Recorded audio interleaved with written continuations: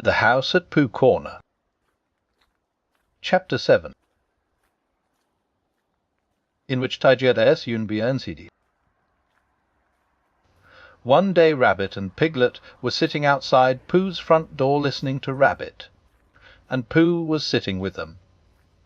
It was a drowsy summer afternoon, and the forest was full of gentle sounds, which all seemed to be saying to Pooh, "Don't listen to Rabbit, listen to me." So he got into a comfortable position for not listening to Rabbit, and from time to time he opened his eyes to say, "At," and then closed them again to say, "True," and from time to time Rabbit said, "You see what I mean, Piglet," very earnestly, and Piglet nodded earnestly to show that he did. "In fact," said Rabbit, coming to the end of it at last, "Tigger's getting so bouncy nowadays that it's time we taught him a lesson. Don't you think so, Piglet?" The Piglet said that Tigger was very bouncy, and that if they could think of a way of unbouncing him, it would be a very good idea. "Just what I feel," said Rabbit. "What do you say, Pooh?" Pooh opened his eyes with a jerk and said, "Extremely." "Extremely what?" asked Rabbit. "What you were saying," said Pooh, undoubtedly. Piglet gave Pooh a stiffening sort of nudge, and Pooh, who felt more and more that he was somewhere else, got up slowly and began to look for himself. "But how shall we do it?" asked Piglet. "What sort of a lesson, Rabbit?" "That's the point," said Rabbit. The word lesson came back to Pooh as one he had heard before somewhere. "There's a thing called twist-times," he said. "Christopher Robin tried to teach it to me once, but it didn't." "What didn't?" said Rabbit. "Didn't what?" said Piglet. Pooh shook his head. "I don't know," he said. "It just didn't. What are we talking about?"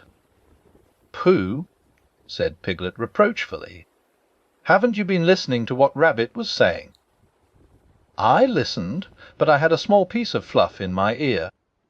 Could you say it again, please, Rabbit?" Rabbit never minded saying things again, so he asked where he should begin from. And when Pooh had said from the moment when the fluff got in his ear, and Rabbit had asked when that was, and Pooh had said he didn't know, because he hadn't heard properly, Piglet settled it all by saying that what they were trying to do was, they were just trying to think of a way to get the bouncers out of Tigger, because however much you liked him, you couldn't deny it, he died bounce. "Oh, I see," said Pooh. "There's too much of him," said Rabbit. "That's what it comes to." Pooh tried to think, and all he could think of was something which didn't help at all, so he hummed it very quietly to himself. If Rabbit was bigger and fatter and stronger, or bigger than Tigger, if Tigger was smaller, then Tigger's bad habit of bouncing at Rabbit would matter no longer if Rabbit was taller. "What was Pooh saying?" asked Rabbit. "Any good?" "No," said Pooh sadly. "No good." "Well, I've got an idea," said Rabbit, "and here it is. We take Tigger for a long explore, somewhere where he's never been, and we lose him there, and next morning we find him again, and, mark my words, he'll be a different Tigger altogether," said Pooh. "Because he'll be a humble Tigger, because he'll be a sad Tigger, a melancholy Tigger, a small and sorry Tigger, and oh, Rabbit, I am glad to see you, Tigger. That's why." "Will he be glad to see me and Piglet too?" "Of course." "That's good," said Pooh. "I should hate him to go on being sad," said Piglet doubtfully. "Tiggers never go on being sad," explained Rabbit. "They get over it with astonishing rapidity. I asked Owl, just to make sure, and he said that that's what they always get over it with. But if we can make Tigger feel small and sad just for 5 minutes, we shall have done a good deed." "Would Christopher Robin think so?" asked Piglet. "Wes," said Rabbit, "he'd say you've done a good deed, Piglet. I would have done it myself, only I happened to be doing something else. Thank you, Piglet. And Pooh, of course. Piglet felt very glad about this, and he saw at once that what they were going to do to Tigger was a good thing to do, and as Pooh and Rabbit were doing it with him, it was a thing which even a very small animal could wake up in the morning and be comfortable about doing. So the only question was, where should they lose Tigger? "We'll take him to the North Pole," said Rabbit, "because it was a very long explore finding it, so it will be a very long explore for Tigger and finding it again." It was now Pooh's turn to feel very glad, because it was he who had first found the North Pole, and when they got there Tigger would see a notice which said, "Discovered by Pooh. Pooh found it," and then Tigger would know, which perhaps he didn't know, the sort of bear Pooh was. Yes, a sort of bear. So it was arranged that they should start next morning, and that Rabbit, who lived near Kanga and Roo and Tigger, should now go home and ask Tigger what he was doing tomorrow, because if he wasn't doing anything, what about coming for an explore and getting Pooh and Piglet to come too? And if Tigger said "Wes," that would be all right, and if he said "No," "He won't," said Rabbit. "Leave it to me," and he went off busily. The next day was quite a different day. Instead of being hot and sunny, it was cold and misty. Pooh didn't mind for himself, but when he thought of all the honey the bees wouldn't be making, a cold and misty day always made him feel sorry for them. He said so to Piglet when Piglet came to fetch him, and Piglet said that he wasn't thinking of that so much, but of how cold and miserable would be being lost all day and night on the top of the forest. But when he and Pooh had got to Rabbit's house, Rabbit said it was just the day for them, because Tigger always bounced on ahead of everybody, and as soon as he got out of sight they would hurry away in the other direction, and he would never see them again. "Not never," said Piglet. "Well, not until we find him again, Piglet. Tomorrow, or whenever it is. Come on. He's waiting for us." When they got to Kanga's house, they found that Roo was waiting too, being a great friend of Tigger's, which made it awkward. But Rabbit whispered, "Leave this to me," behind his paw to Pooh, and went up to Kanga. "I don't think Roo had better come," he said. "Not today." "Why not?" said Roo, who wasn't supposed to be listening. "Asty cold day," said Rabbit, shaking his head. "And you were coughing this morning." "How do you know?" asked Roo indignantly. "Oh, Roo, you never told me," said Kanga reproachfully. "It was a biscuit cough," said Roo, "not one you tell about." "I think not today, dear. Another day." "Tomorrow," said Roo hopefully. "We'll see," said Kanga. "You're always seeing, and nothing ever happens," said Roo sadly. "Nobody could see on a day like this, Roo," said Rabbit. "I don't expect we shall get very far, and then this afternoon we'll all. Ah, Tigger, there you are. Come on, goodbye, Roo. This afternoon we'll. Come on, Pooh, all ready? That's right, come on." So they went. At first Pooh and Rabbit and Piglet walked together, and Tigger ran round them in circles, and then, when the path got narrower, Rabbit, Piglet and Pooh walked one after another, and Tigger ran round them in oblongs, and by, when the gorse got very prickly, on each side of the path, Tigger ran up and down in front of them, and sometimes he bounced into Rabbit, and sometimes he didn't.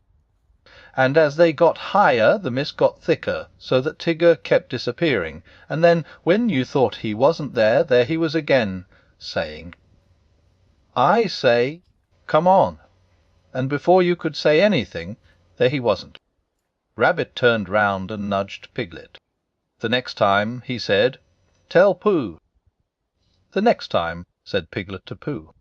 The next what? Said Pooh to Piglet. Tigger appeared suddenly, bounced into Rabbit, and disappeared again. "No," said Rabbit.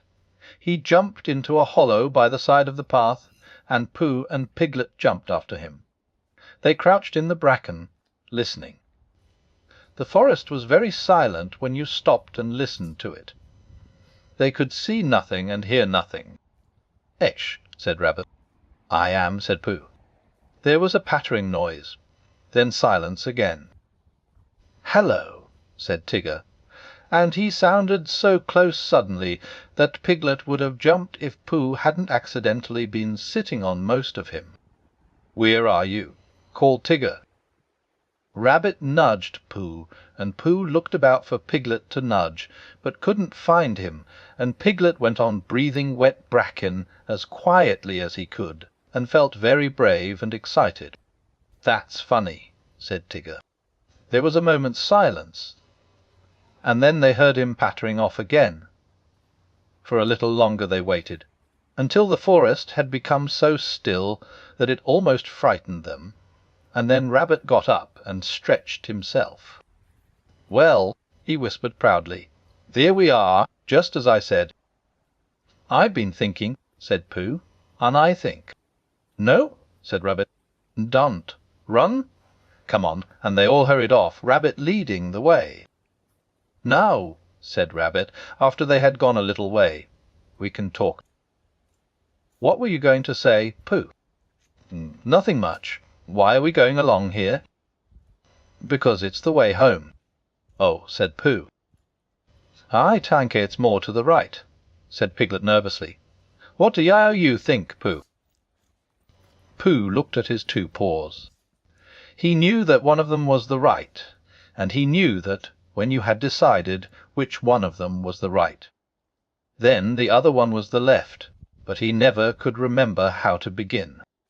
"Well," he said slowly. "Come on," said Rabbit. "I know it's this way." They went on. 10 minutes later they stopped again. "It's very silly," said Rabbit, "but just for the moment of course. Come on." "Here we are," said Rabbit 10 minutes later. "No, we're not." "No," said Rabbit 10 minutes later. "I think we ought to be getting. Or are we a little bit more to the right than I thought?" "It's a funny thing," said Rabbit 10 minutes later, "how everything looks the same in a mist. Have you noticed it, Pooh?" Pooh said that he had.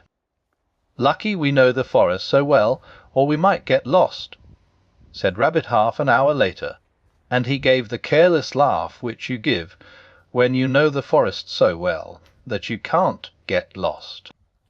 The Piglet sidled up to Pooh from behind. "Pooh," he whispered. "Where's Piglet?" "Nothing," said Piglet, taking Pooh's paw. "I just wanted to be sure of you." When Tigger had finished waiting for the others to catch him up, and they hadn't, and when he had got tired of having nobody to say, "I say, come on," he thought he would go home. So he trotted back, and the first thing Kanga said when she saw him was, "There's a good Tigger." "You're just in time for your strengthening medicine," and she poured it out for him.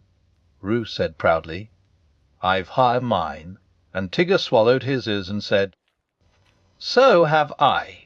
And then he and Roo pushed each other about in a friendly way, and Tigger accidentally knocked over 1 or 2 chairs by accident, and Roo accidentally knocked over one on purpose, and Kanga said, "Now then, run along."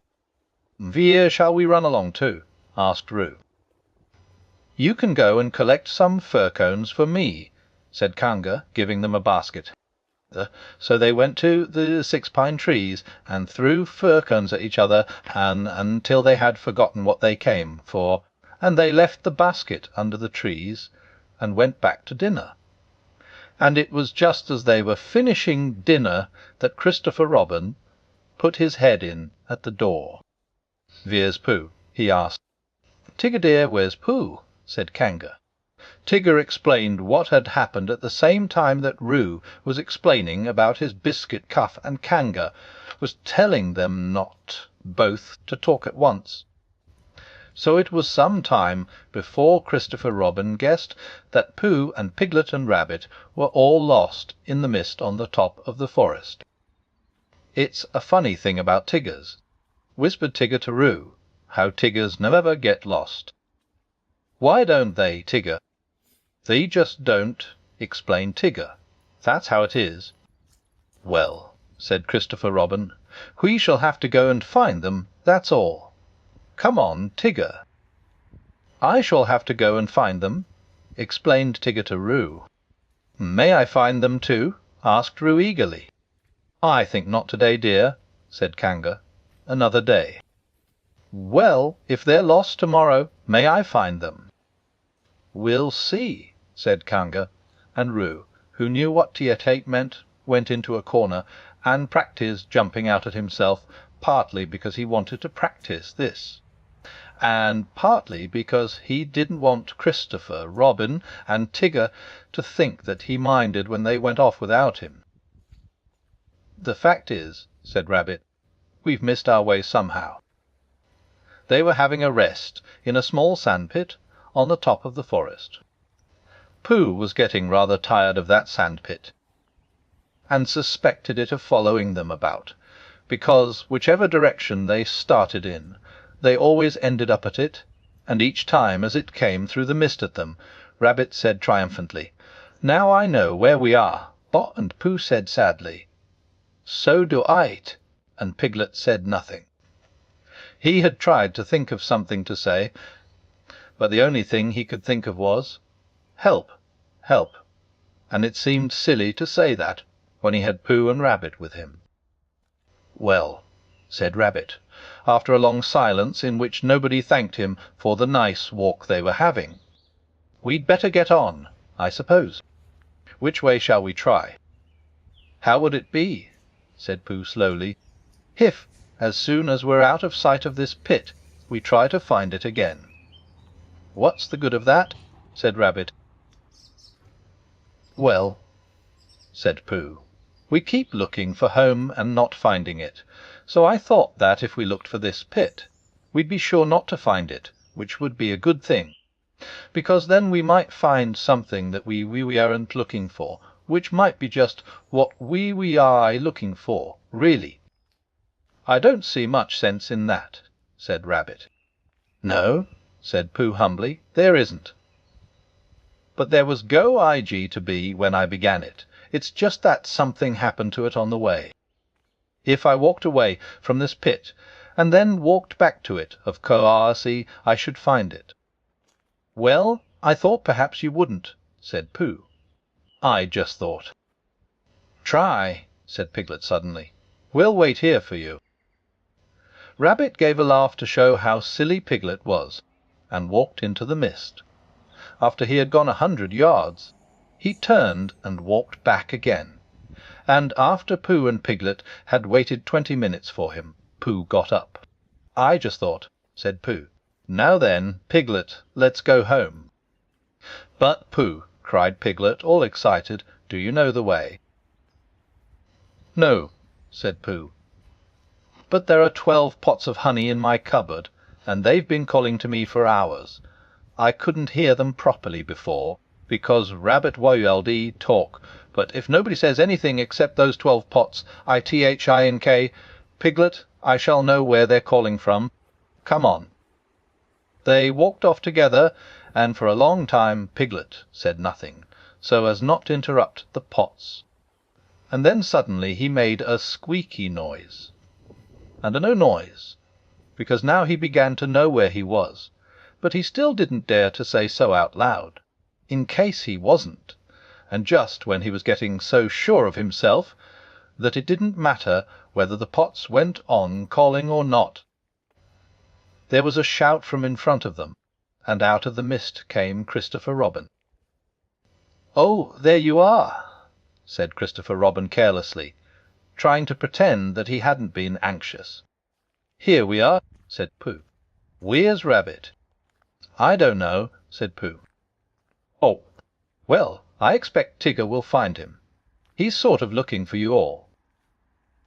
"Well," said Pooh, "I've got to go home for something, and so has Piglet, because we haven't had it yet, and I'll come and watch you," said Christopher Robin. So he went home with Pooh, and watched him for quite a long time. And all the time he was watching, Tigger was tearing round the forest, making loud yapping noises for Rabbit. And at last a very small and sorry rabbit heard him. And the small and sorry rabbit rushed through the mist at the noise, and it suddenly turned into Tigger, a friendly Tigger, a grand Tigger, a large and helpful Tigger, a Tigger who bounced, if he bounced at all, in just the beautiful way a Tigger ought to bounce. "Oh, Tigger, I am glad to see you," cried Rabbit.